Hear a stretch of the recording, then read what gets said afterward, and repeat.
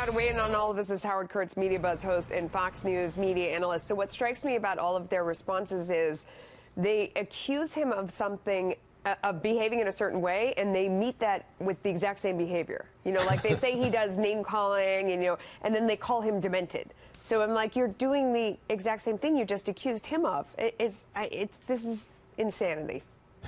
The president is very good at getting the press to take the bait. Now, look, when the president of the United States tweets about the size of his nuclear button versus that of Kim, of course it's going to spark a lot of critical commentary, questions about, you know, is this the way diplomacy should be conducted?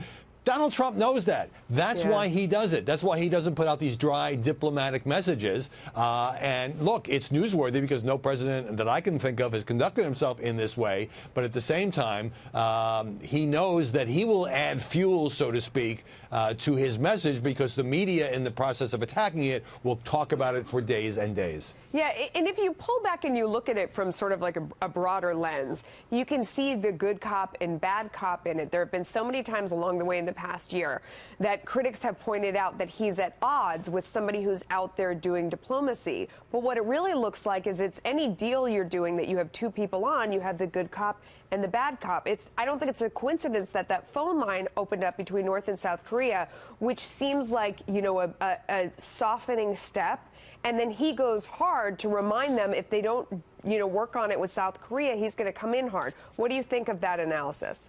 Yeah, you know, it reminds me what happened a couple of months ago when Rex Tillerson said something favorable about the idea of engaging in talks or at least a diplomatic initiative with North Korea. And the president said, you know, don't waste your time, Rex, Rocket Man, and all of that. There is a good cop, a bad cop aspect to this. It's also interesting that the president chose to ring in the new year by doing this. He was responding to a speech by the North Korea dictator because he was starting actually to get some grudging praise from the MSM, the mainstream media, about passing the tax cut bill. The Washington Post lead story on Sunday said he's delivering on his promise to start shrinking government. But this president knows you got to always be moving forward, changing the subject, and so North Korea, among other things, are now at the top of his agenda. Yeah, you have to keep the news cycle fresh.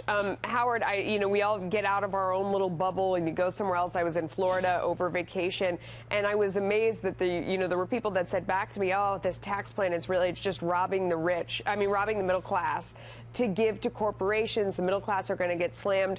There are people that just listen to sort of one side and don't, you know, mimic the talking points and don't look at the actual facts of something like that, where it's, you know, it's not opinion, it's provable, it's mathematical. You can see what's happening with the tax code. Is this how the president battles back against that, and is it effective?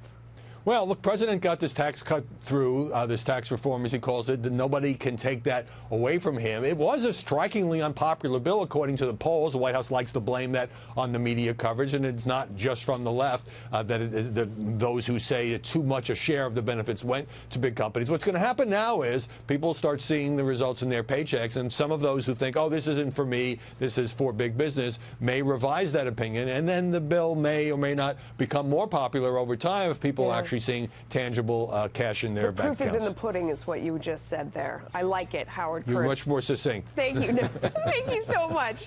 Have a great day. Thank you.